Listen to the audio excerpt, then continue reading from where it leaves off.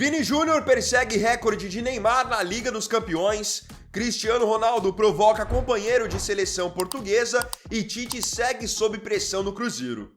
Essas e muitas outras notícias eu vou mostrar para você na edição dessa quinta-feira do Boletim Weiner.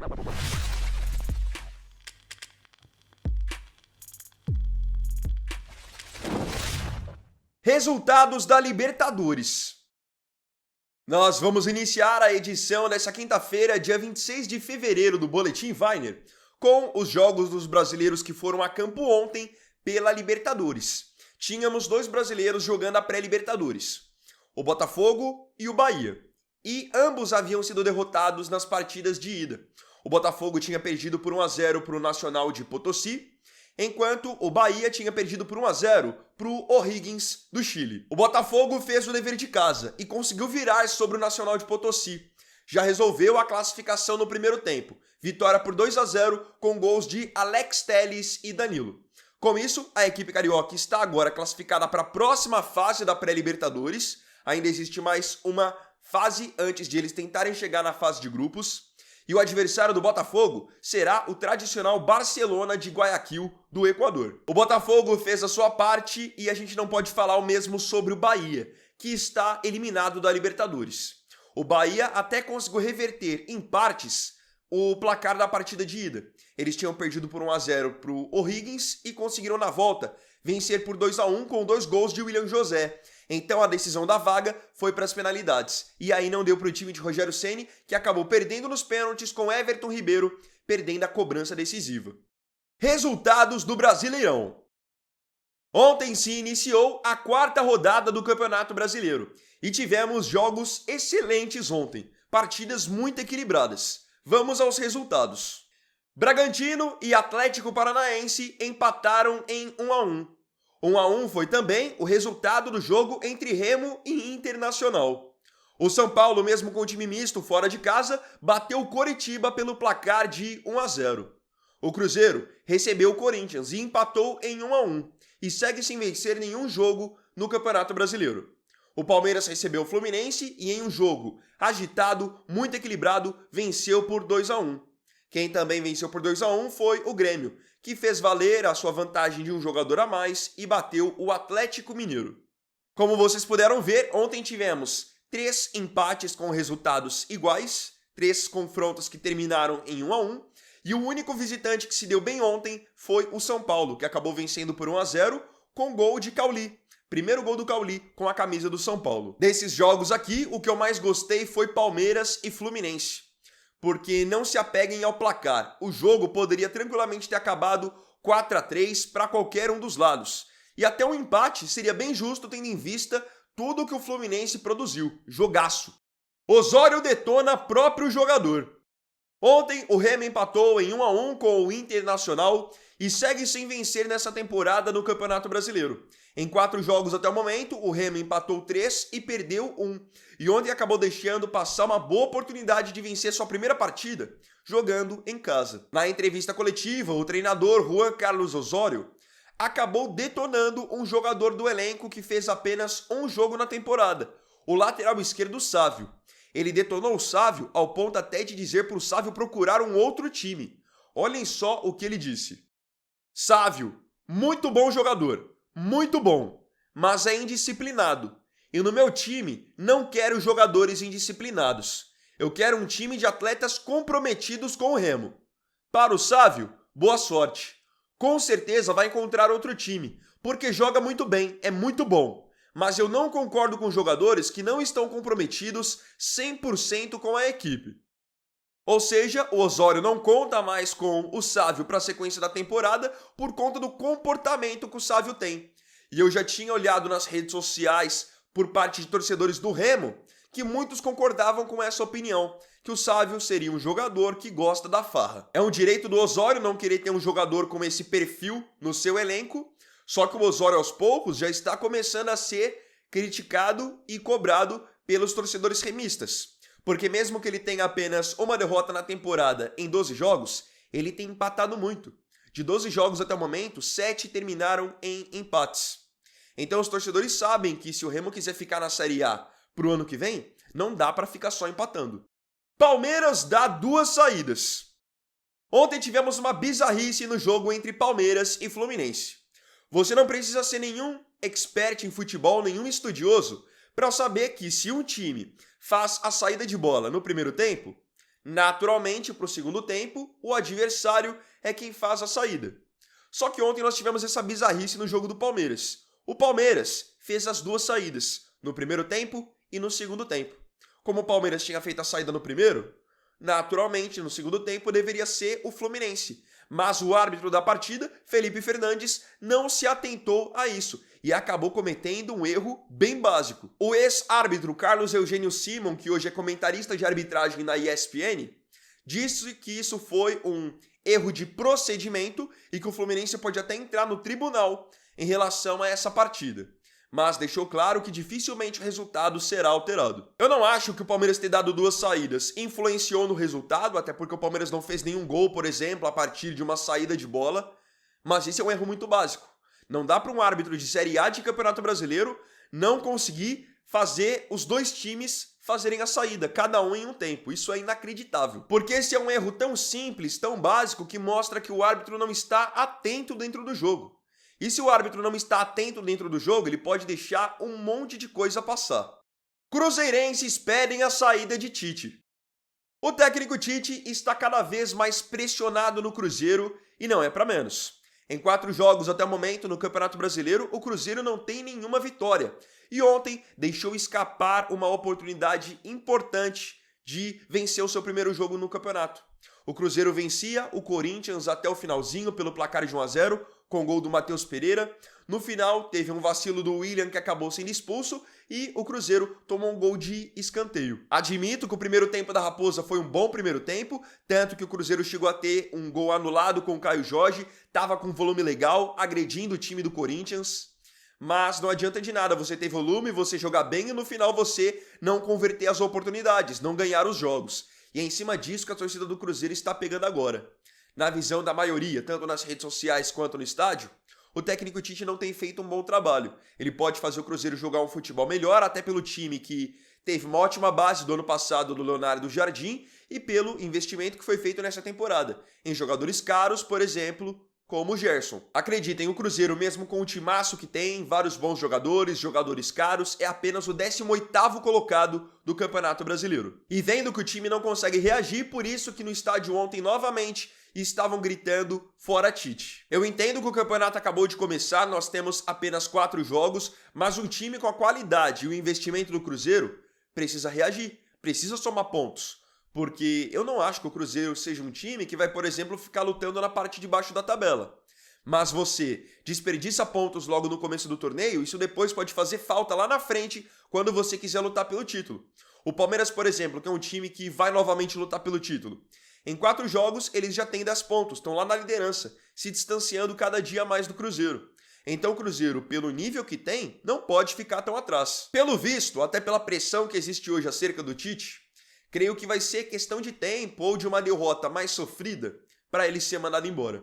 Porque o trabalho dele não apresenta evolução. Giro pelo mercado. Vamos às últimas atualizações do mercado da bola, começando pelo futebol brasileiro. O Vasco segue na caça para encontrar um novo treinador, chegou a cogitar os nomes de Renato Gaúcho, Rafael Guanais e agora tem um novo nome na mira, e é gringo. De acordo com o jornalista Germán Garcia, o Vasco tem interesse na contratação do argentino Marcelo Gallardo, que nesse exato momento está de saída do River Plate após não estar fazendo um bom trabalho. Então, de acordo com Germán Garcia, o Vasco quer se aproveitar da oportunidade do Gallardo ficar livre no mercado e quer agendar uma reunião com ele. Ainda no Rio de Janeiro, o Botafogo está procurando por um novo zagueiro e, de acordo com o jornalista Vene Casagrande, fez uma proposta para contratar Nathan Silva, zagueiro que tem passagens aqui no Brasil por Atlético Mineiro e Coritiba. Hoje, ele está no Pumas do México. Vene Casagrande divulga que a proposta do Botafogo pelo Nathan foi no valor de 11 milhões de reais. Indo para o sul do país, está chegando ao fim a passagem do volante colombiano Gustavo Coedjar pela equipe do Grêmio. Afinal, de acordo com a ESPN, Coedjar e Grêmio chegaram a um acordo pela rescisão do seu contrato. Ele nunca conseguiu se firmar no time desde que foi contratado e vinha recentemente sem ter um bom rendimento nos treinamentos, e tudo isso se agravou após a ida dele para o Carnaval. Indo para o futebol europeu, o Arsenal, que hoje tem uma defesa muito sólida, está avançando para adquirir em definitivo ao final da temporada o zagueiro Piero Hincapié. O defensor equatoriano está emprestado ao Arsenal pelo Bayer Leverkusen e o Arsenal, de acordo com o portal Team Talk, pretende adquiri-lo em definitivo, pagando 53 milhões de euros ao final da temporada. Cristiano Ronaldo provoca Rubem Neves. Cristiano Ronaldo e Rubem Neves são dois jogadores portugueses que estão jogando na Arábia Saudita. E, basicamente 3-4 vezes por ano, eles são reunidos na seleção portuguesa. Só que nesse momento eles são rivais, já que o Cristiano defende o Al Nassr e o Rubem Neves defende o Al Hilal. E nesse momento, o Al Nassr, o Al Hilal e o Al Ahly estão disputando ali, ponto a ponto, a liderança do Campeonato Saudita. E ontem, o Al Nassr assumiu a liderança depois de 2 tropeços do Al Hilal, que acabou empatando em 1-1 os 2 últimos jogos no torneio. Com os tropeços do Al Hilal, o Rubem Neves havia reclamado da arbitragem, dizendo o seguinte: esta é uma das únicas ligas do mundo em que 4 equipes estão lutando pelo título, mas precisamos que todas as equipes estejam ao mesmo nível. O que vemos em alguns jogos é completamente diferente. Vejo jogadores quase jogando basquetebol e handebol dentro da área. O árbitro vai ao monitor e não marca pênalti. O que ele quis dizer com isso? Que o Al Hilal estava sendo prejudicado pela arbitragem. Isso ficou claro. Ontem o Al Nassr foi a campo então, foi enfrentar a equipe do Al Nassr e goleou por 5-0, assumindo a liderança do campeonato. E quem abriu o placar foi Cristiano Ronaldo, convertendo mais uma penalidade. E na sua comemoração, o CR7 deu ali uma provocada no Rubem Neves. O Rubem Neves havia dito que tinham jogadores na liga que pareciam estar jogando basquete, handebol, e o Cristiano comemorou arremessando. Resultados da Champions. Ontem aconteceram os últimos jogos da fase de playoffs da Liga dos Campeões. E ontem foi com certeza uma quarta-feira muito emocionante com várias reviravoltas. Começando pelo jogo de mais cedo, a Atalanta conseguiu se classificar. Eles bateram o Borussia Dortmund por 4-1, totalizando 4-3 no agregado. Lembrando que eles haviam perdido a partida de ida por 2-0 e o gol da classificação saiu no último lance em cobrança de pênalti. Outro que confirmou a sua classificação foi o PSG, que empatou em 2-2 com o Mônaco e acabou avançando com um agregado de 5-4 porque havia vencido na ida de virada por 3-2. Em um jogo duro, o Real Madrid bateu o Benfica pelo placar de 2-1, chegando a 3-1 no agregado por conta do 1-0 na partida de ida. E outro jogo maluco que tivemos ontem foi entre Juventus e Galatasaray. Na ida, o Galatasaray havia vencido por 5-2. E ontem a Juventus chegou a fazer 3-0, placar necessário para levar o jogo para a prorrogação. Só que na prorrogação, tendo um jogador a mais, o Galatasaray começou a rodar a bola, foi inteligente, com jogadores experientes e conseguiu fazer 2 gols, fazendo 7-5 sobre os italianos no agregado. Amanhã, pela manhã, a UEFA vai realizar o sorteio dos confrontos das oitavas de final da Liga dos Campeões. E claro que eu vou estar aqui no canal meio-dia para analisar tudo para vocês. Empresário de Wirtz comete gafe. Florian Wirtz foi um dos jogadores mais disputados da última janela de verão. Depois de jogar muita bola nos últimos anos pelo Bayer Leverkusen e ser um prospecto da seleção alemã, o Wirtz estava na mira do Manchester City, na mira do Liverpool, do Real Madrid, do Bayern de Munique e no fim ele acabou fechando com o Liverpool. Disso todo mundo já sabe, foi contratado até por uma bala. Só que o empresário do Wirtz, que foi também no passado empresário do Toni Kroos, ele acabou participando de um podcast e cometeu a gafe de dizer que queria que o Wirtz, seu atleta, não tivesse ido para o Liverpool, e sim ido para o Real Madrid. Volker Struff falou o seguinte em participação no podcast Friesenmacher. Naquele ano, simplesmente não era o momento certo devido ao elenco e ao orçamento. Mesmo os cofres do Real Madrid nem sempre estão cheios. Mas meu desejo continua sendo que Florian jogue lá um dia. Não estive suficientemente envolvido nas propostas que me foram apresentadas. O meu maior desejo, claro, teria sido ver o Florian no Real Madrid. E acho que não sou o único com esse sentimento. Também devido à minha história com o Toni e à minha relação com os responsáveis do Real Madrid, acredito que ele estaria em ótimas mãos lá. Ele está se saindo muito bem no Liverpool agora. É um jogador muito jovem e quem sabe o que pode acontecer em sua carreira. Geralmente uma declaração assim não costuma pegar bem. Ele já fechou nessa temporada com um time grande, um time importante, um time que pagou alto por ele, e aí o empresário vai dar uma declaração de que queria que ele estivesse jogando em outro lugar? Não é legal. Mbappé fora por um tempo. O Real Madrid terá uma dor de cabeça pensando nas próximas 2 semanas pelo menos, porque o atacante francês Kylian Mbappé, artilheiro do time na temporada, estará fora de ação.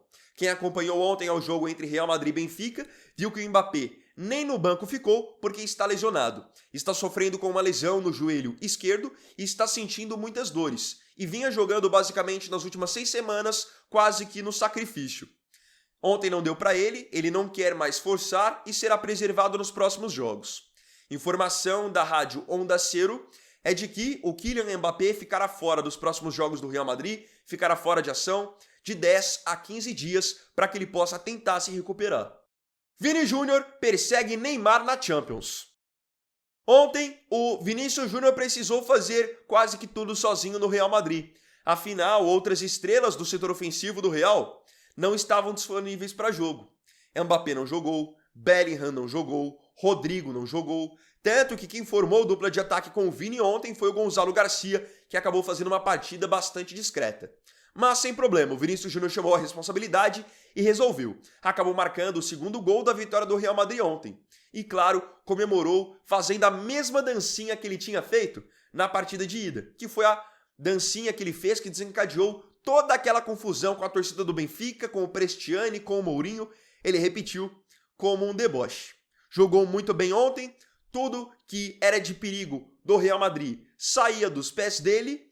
E com mais um gol na Liga dos Campeões, ele vai agora perseguindo cada vez mais de perto o Neymar, que é até hoje o brasileiro com mais gols marcados na história da competição. Nesse momento, o Vinícius Júnior tem 32 gols e 30 assistências em 78 jogos na Champions League.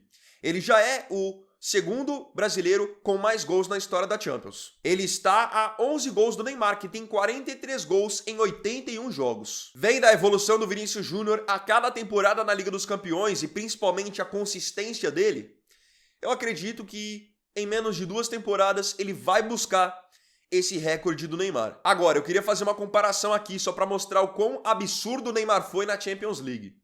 O Vinícius Júnior, que já tem números muito bons, uma média muito boa, ele tem 32 gols em 78 jogos.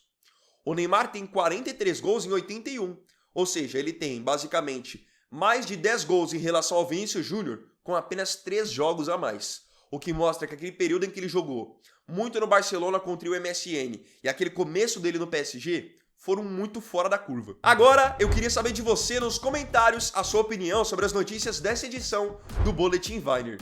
Não se esqueça de comentar.